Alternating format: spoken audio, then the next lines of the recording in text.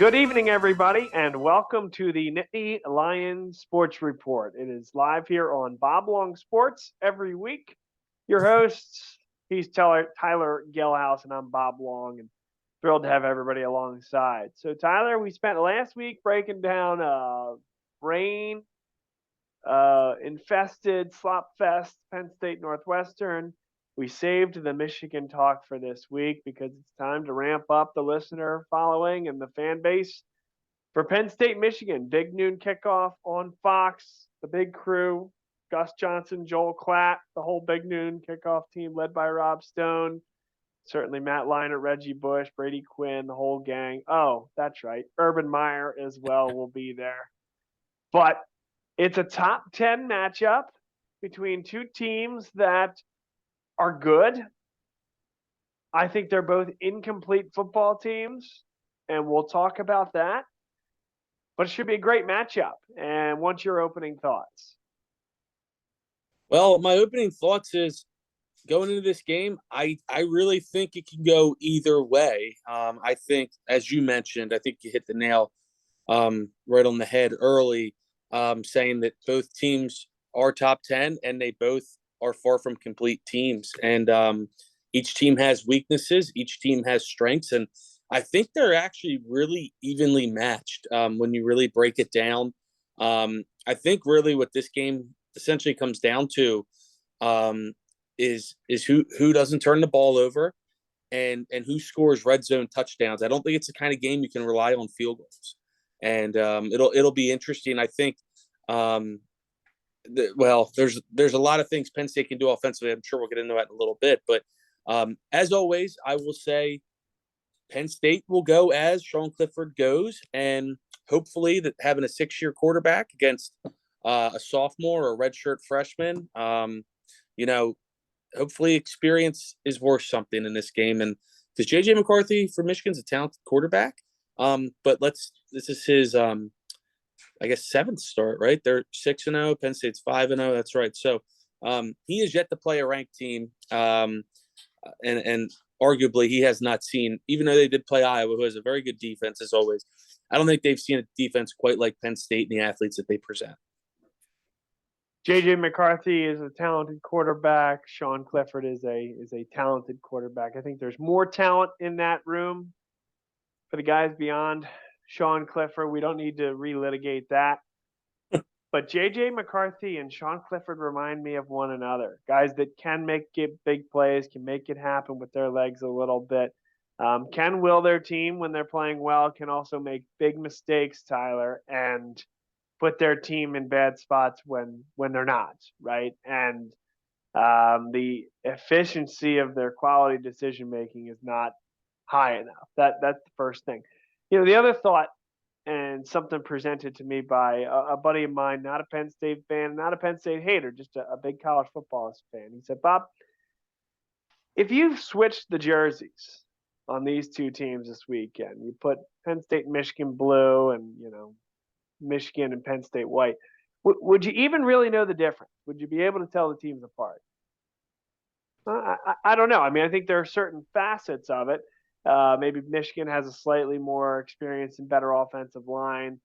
Maybe Penn State has the more dynamic running backs, but a guy like Blake Quorum is very, very stable. Maybe Michigan's defense. Maybe I would take Penn State's defense over Michigan State's. Maybe the front seven, but I think the point stands that these teams are very similar. I think the number 5 ranking versus the number 10 ranking is strictly indicative of the fact that Michigan went to the college football playoff last year and was preseason ranked. Penn State was 5-6 and was unranked and headed into the season. Yeah. I think when you go across the board and you go matchup by matchup, you compare, I would agree, Michigan probably has the edge at the offensive line. Quarterbacks you already touched on. Running backs, yes, Blake Quorum is running for a ton of yards, but Penn State's running backs are very good in their own right. Tight ends, I think that might be an area where Penn State actually has a strength. And I was going to get into that a little bit, X's and O's type, but this is an area, tight end position, where I think Penn State can go a little bit 12 personnel, as we have talked about in the past. Theo Johnson's back healthy. Hopefully Tyler Warren's 100%. You have Brenton Strange playing the best football of his career right now. Michigan's defense struggles against tight ends receiving. And I think when you factor in the tight ends blocking, which has been a weakness over the last couple of years, but Brenton Strange has become a pretty good blocker. Extra blockers in the running game, that opens up play action at the tight ends. I think multiple tight ends could have big days for Penn State. I think that's really an area to watch. But yeah, across the board, Bob, I mean, both receiving groups are pretty similar. I'd probably give the slight edge to Michigan there. But then, Penn State's secondary is the best that they've probably ever had at Penn State, Which is funny because they are playing great. But the guy leading the charge, Jair Brown, had beg my pardon, but second round pick in Jaquan Brisker alongside him. How is this year's secondary better than last year's? I think it's better because I think Joey Porter Jr. is playing a lot better. He so far, knock on wood, I think maybe he's only gotten called for 1 or 2 DPIs, holdings, whatever you want to call it, all year. I think last year with Terry Castro Field, as good a player as he was hobbled by injury. And I don't even know if he was ever really truly 100%. And the reason I think they're better is because I think you're seeing it. It's to me, it's the depth. Okay. Yes, Jaquan Brisker, second round pick. He was great for Penn State. Jair Brown had a great year last year. He's having a great year this year. Played alongside Brisker at safety. I think that he's probably a second, third round pick, somewhere in there. I don't really know how he stacks up compared to other safeties. But where I see the value with this secondary is you have guys like Kalen King, a sophomore, starting opposite Joey Porter Jr. Then behind him, you have Johnny Dixon, who starts sometimes in place of Kalen King. They kind of rotate. They both play a ton of ball. They're both very aggressive. They play a very aggressive style of play. And that's kind of why, like, a lot of teams, remember week 1, Purdue didn't throw at Kalen King. They were throwing at Joey Porter, and he had all those breakups, Lately, a lot of teams have been going away from Porter Jr. and Dixon and King have done a really nice job. And then you factor in Daquan Hardy. He's had his ups and downs in the nickel. That's an area of concern for Saturday, I think, because Michigan has, if Roman Wilson comes back healthy and Ronnie Bell, they do have some weapons there that they could utilize in the middle of the field. But then back to the safety position, no doubt the safety play, replacing the safety, whoever it is, replacing Brisker, whether it's Keaton Ellis, Zakee Wheatley, Jalen Reed. At other safety is, no, they are not Jaquan Brisker, at least not at this point of their career. But they have 4 quality safeties that have all played, have all made impact plays this year. And that's why I really, really like the secondary, because of the depth. It's a great answer. You sold me. I agree. I think the rest of the secondary has gotten better. But Brisker is one of the all-time greats at Penn State. Absolutely. And I think that speaks volumes to, Terry Smith, the cornerbacks coach, Anthony Poindexter, the safeties coach, because they lost one of their all-time great safeties. And, the secondary room is probably even better than it was when he left. And you mentioned that name, Poindexter, right? I mean, a very, very well-established and highly respected coach, a guy who shortly after the regular season, we thought may be gone. He will be gone at some point. He's a hot enough coaching commodity. Folks thought he was going back to his alma mater at the University of Virginia. That did not happen. Keep him and take him while you have him, Penn State football fans. Yes. Yep, he's a rock star. Exactly. Yep. So, yeah, you know how the coaching carousel, as soon as the season's over, that'll start back up with all the rumors flying around. It will. So let's talk. You wanted to get into X's and O's and talking about tight ends, talking about some of the defensive schemes. So why don't we get right into that, Tyler? Sure. Your X's and O's breakdown, your keys to this football game, what Penn State fans can expect to see with Michigan. All right. Well, Michigan on offense. JJ McCarthy. So far, the games I've seen, a lot of people like to call him check down king. You know, he's kind of just dinking it and dunking it underneath. He struggles with his deep ball. So does Clifford. So again, they're kind of similar in that aspect. They're going to look to run the ball. Blake Quorum, as you mentioned earlier, I think he has over 700 yards already this season. Yep. Shorter running back, only about 5'8", 5'9", and he's built. He's about 210, 215. He's really good. I mean, there's no denying that. Penn State's got some really good running backs too. But Michigan's going to look to run the ball with Quorum. They got Donovan Edwards, a former 5-star, backing him up. He's a good receiving back. I think that the way to beat Michigan, and their receivers are okay. It's kind of like Penn State. Nobody that's really going to kill you, but they have an okay group, solid group. I think the game plan, Bob, is, in my opinion, it's pretty similar to Auburn on the defensive side of things. In the aspect of you want to have your linebackers coming downhill, your safeties coming down, stopping that run. Because that's what they're looking to do. And you can do that when you have really good cornerbacks, like I mentioned earlier. And I would force J.J. McCarthy to beat you with his arm. I wouldn't let them run all over you. I don't think they're going to run all over Penn State. I would force J.J. McCarthy, a young quarterback, hasn't played in a top matchup like this, whatever you want to call it, have him beat you. And I think that's the key on the defensive side for Penn State, is for McCarthy to beat you with his arm. Completely agree. This is a Michigan team that, listen, I believe at this moment they deserve their ranking. And there have been some games where they've done well offensively, right? Quorum has had a great year. I don't know if this is a team that runs Penn State out of the building. Not like 2016, not like maybe 18, those two straight. 2018, yeah. Yes. Well, 2016 as well, right? I mean, the second, that was the early in first, and they smoked us. Yeah. yeah. So 2 consecutive road games for Penn State and Michigan have not gone well.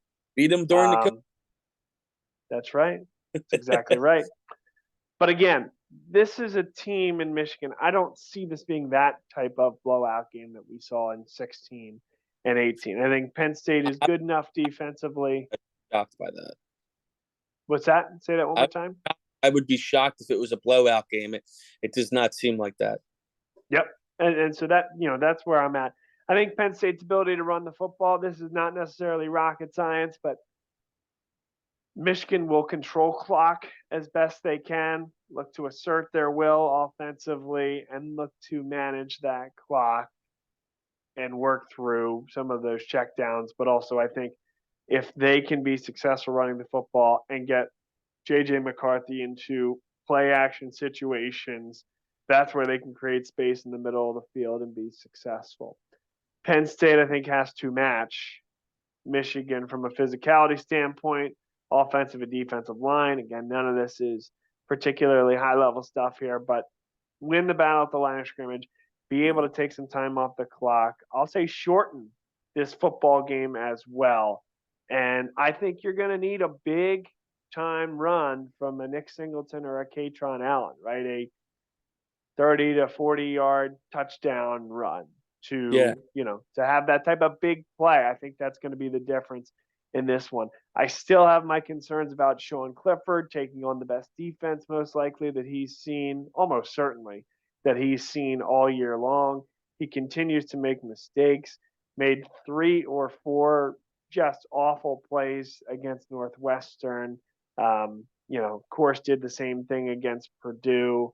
Had 3 pretty solid games in the meantime, but you saw a return to the Clifford that we've seen in years past against Northwestern. It's going to be much better weather this time around. that is of concern when you have a defense as fast as what you'll see with Michigan. Yeah, you just never know what Sean Clifford you're going to get, and that's kind of how it's been the last couple of years. And is it going to be the healthy Sean Clifford? It's going to be the accurate, the inaccurate. We just don't know, and that's why and it's been frustrating, and it's been a roller coaster. But Tyler, another thought there while we're staying with the offense is that wide receiver core. And we've touched on it in past shows, but Mitchell Tinsley, fantastic possession receiver, can make a guy miss in the open field. We've seen that once or twice. Parker Washington, a very, very good receiver, sure-handed. I wonder, I still don't have the confidence about these guys against quality, high level athletic defenses creating space in yeah, the 2 to 3 seconds that Sean Clifford needs to deliver the football. We've I seen issues creating space against Central Michigan at times. We certainly saw issues creating space again. The turf was awful against Northwestern, but against some inferior opponents, separation from these wide receivers has not been as easy to come by as you'd like to then make an assertion that they're going to be able to do it on the road against this Michigan secondary. I mean that's very valid. I mean, I couldn't agree with you more. I think they lack a big play threat at receiver too, and I was hoping Keandre Lambert Smith could be that guy, and he still might be. He's a little banged up. Left the Northwestern game in a boot. Yep. James Franklin today said he's hopeful that he can play. That would be very nice if he could. He's had a case of the drops through his career. He had that nice slant catch touchdown after he got hit against Purdue. So he's got the big play capability once the ball's in his hands. As you mentioned, Tinsley's more of a possession receiver. He's done a lot of really good things for Penn State this year. Parker Washington, I think they got to get him more involved still. I wouldn't say I'm concerned that he doesn't have a touchdown catch yet. That doesn't really concern me, but I think he's capable of doing a little bit more than what they're utilizing him. And he can beat guys over the top, although he's better underneath, but he is capable of doing that. And I just think that there's a little bit more there that they can get from him. And honestly, the receiver talk, that's why I think that you're going to see a lot of 12 personnel on Saturday. Because right now, especially with the injury to Lambert Smith, he's questionable. The receivers, as funny as it sounds, might be the weakest part of the offense right now. Mm-hmm. And, the tight ends, I think it's a really good room. And, they're receiving threats too. So that's kind of why I was add that in with the fact that Michigan struggles, against their linebackers in coverage. That's why I think that it could be a big game for the tight ends. Agreed. Switching gears a little bit on the defensive line compared to that staunch Michigan offensive line and the really talented guys they have across that front five, plus the rushing threat. Penn State traditionally pretty good against the run. They've been pretty good against everything defensively this Mm-hmm. year, taking into account the quality of opponents that they've played against. But my question to you is this, right? The unstoppable force, the immovable object. I don't think the Michigan offense or the Penn State defensive line are necessarily either of those things, but a strength of each team. Penn State's ability to get into the backfield. They've been very good rushing the passer this year. Michigan certainly going to look to basically oppose that and mitigate that by running the ball consistently. How do you see that battle playing out? That's a great question. Michigan is going to be without their starting right tackle. I don't know his name, but they have another guy, starting right tackle, coming in for him, obviously, the backup. But apparently there's not that much difference in talent. That's pretty much all I know about it. But I will say, as you mentioned, Penn State is very good at stopping the run. I like the fact that you have PJ Musfer and Hakeem Beamon in there. Experienced guys, have been through it, starters. You have depth now. I mean, because Izzard's back from injury too, or suspension, which will really help on the interior. You've built quality depth these first 5 games before the bye. And I think the defensive line, the interior and the outside with the pass rush, both have about 2 to 3 deep at each position. So um, it's going to be an absolute battle. I think you're going to need guys like Chop Robinson, Isaac to get home on the outside a couple of plays.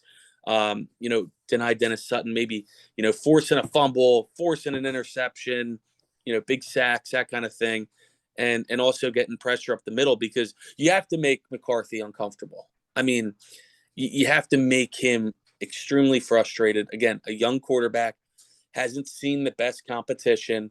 Make him uncomfortable. And I have confidence in Manny Diaz getting pressure with the 4 guys, but also bringing linebackers, bringing Abdul Carter, bringing Curtis Jacobs, even bringing corners occasionally and safety. So I think it's going to be a very aggressive defensive game plan for Penn State. I mean, I would really, really put a ton of pressure on J.J. McCarthy because I think that could be your best way to get this victory. And Manny Diaz, to your point and his credit, is very creative in producing that pressure. His best blitzing corner, I believe, is Johnny Dixon. And certainly he's had a lot of success coming off the edge. But again, that's going to leave space open, right? Whether that's a zone coverage or you're aborting a man-to-man coverage there. But what he really has, 2 tremendous chess pieces, are those linebackers, specifically the outside linebackers of Abdul Carter, Curtis Jacobs, and even Jonathan Sutherland, right? These are guys, and I'll highlight those first 2, Jacobs and Carter. So you can show blitz with a Carter or a Jacobs, and maybe Dixon comes from another spot, and either that tight end or that tackle, isn't prepared, or the running back that is in the backfield, right? And all of a sudden now a Carter or a Jacobs flips into zone coverage. So normally that read by McCarthy or another quarterback would be, okay, here comes the corner. Let me look to that spot. Well, you have tremendously athletic and long and rangy linebackers that can now, hey, they're showing blitz. It's the linebacker dropping into coverage and Dixon blasting off the edge. And that makes life difficult for quarterbacks. Dixon, a nice job of wrapping up open field tackles as well, particularly when he gets into the backfield. That's just one way that Manny Diaz has shown some creativity, leveraging the unique personnel that he has here at Penn State to exactly what you said, Tyler, make a quarterback's life very uncomfortable in the pocket. Yeah, and that was the one thing against Purdue, Bob. I mean, Aiden O'Connell, the way that they play at Purdue, they get the ball out quick, and he's a smart quarterback. He's experienced. He's like Sean Clifford. He's been there forever. And that's why, looking back at it, I truly believe that's why that Penn State defense struggled in that game because he got the ball out. He got the ball out so quickly, and their blitzes and what they were trying to do just didn't fit against that opponent. But I agree. Yeah, so I think a team like Michigan and a quarterback like McCarthy, I think Manny Diaz can dial up some really good things. Give them different looks, in and out of zone, man, whatever, and that's kind of what you have to do defensively. Quick thought on Purdue. I mean, I think we're finding that Purdue's a pretty decent football team. Yeah, I mean, look, their 2 losses both came to Penn State and Syracuse. Syracuse is a lot better than anybody would have thought, except maybe Dino Babers. And that was a down to the wire loss, just like the Penn State game was for them. My opinion, as things stand right now, they beat Minnesota on the road. They have a pretty easy schedule. Purdue might be the favorite in the West as it stands right now. Isn't that something? Yeah. Purdue, I mean, it's crazy. And I wouldn't write Minnesota off just yet. But if there is a tiebreaker, Purdue would have that over them. And so that's looking like a pretty good win. I always thought it was a good win. I mean, you go on the road, your first game in the Big Ten, and first game of the season, and you win. That's a big win, no matter how you slice it. And that's kind of what I'm getting at right now is it's funny to me when people say, oh, well, Penn State hasn't played anybody yet, and then it's like, well, then who? And I'm going to get off topic a little bit, and it's like, well, who did Michigan play? They played Hawaii, UConn, Colorado State. Sure, they beat them by like 40 points each. Okay, that's great. They did what they did do, and then they played Maryland, who gave them quite the ball game All they wanted and more. at the Big House. Actually, had their chances to win that game and just Sure didn't. did. Then they go on the road to Iowa, who, let's be honest, this Iowa team, at least on offense, is terrible. Absolutely, it's pathetic. Then they go on the road, and they were in a dogfight for, I don't know, maybe almost three quarters against Indiana, who's really not that good either. And then you hear the people say, well, Penn State beat Purdue. They're not good. Well, they are pretty good, at least in the Big Ten West. Oh, well, Auburn stinks this year. Well, I mean, Penn State went on the road to their place and dismantled them. It's not like they squeaked by. I think that gets and listen, Auburn had a 17-0 lead against LSU, and you could say, right. well, LSU stinks, and I mean, well, I guess Florida State stinks because they almost beat who's good. Right. Now that's the thing, Bob, and that's like what drives me nuts. And it's like, okay, so well, Penn State killed Auburn, but Auburn's not that good. But you barely beat Northwestern. Okay, well, it was. I mean, yeah, the weather had a lot to do with it. And I agree, it was a terrible game. But I mean, where do you like stop? Like I just never have liked the argument. Oh, they haven't played anybody.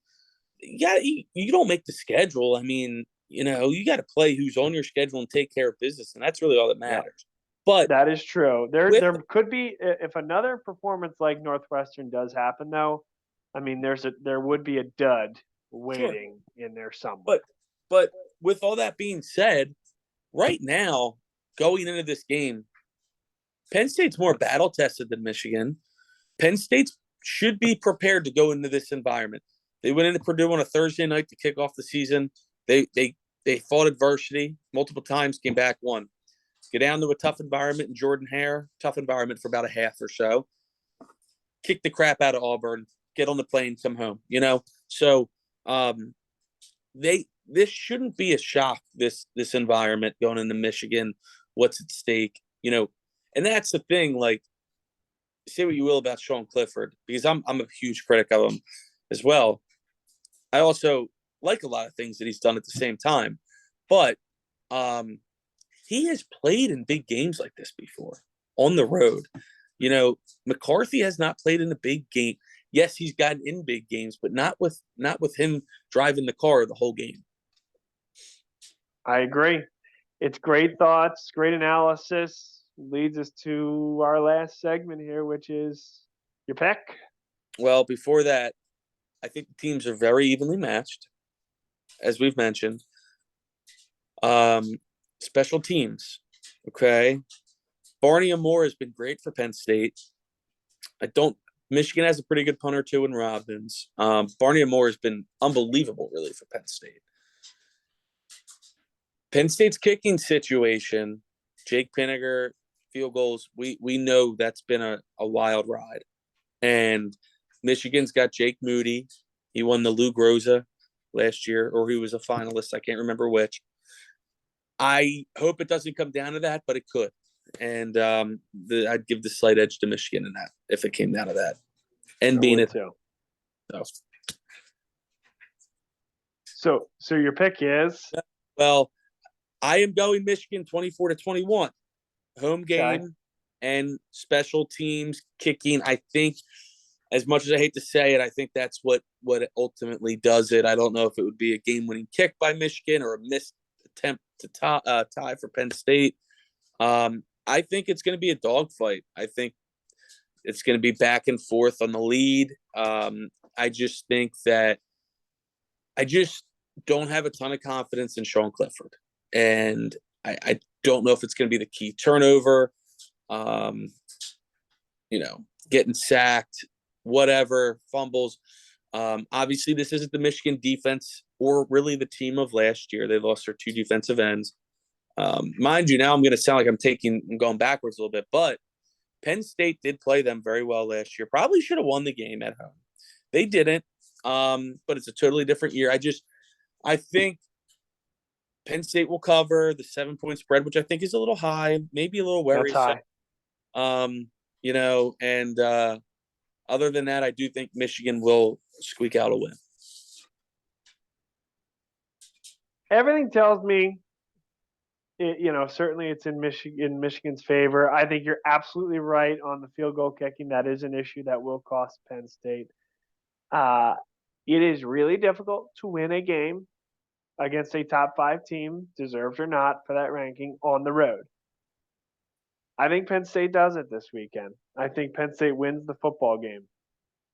And I'm going to pick 28-17. I think it's a 21-17 game. Well, 28 Penn or State, I think it's a 28-17 win. I think it's going to be 21-17 Penn State. Okay, sorry. Call it 6 minutes left in the game. I think they're going to actually milk the clock well, get down, score a touchdown, win by that 11-point margin. I hope you're right, man.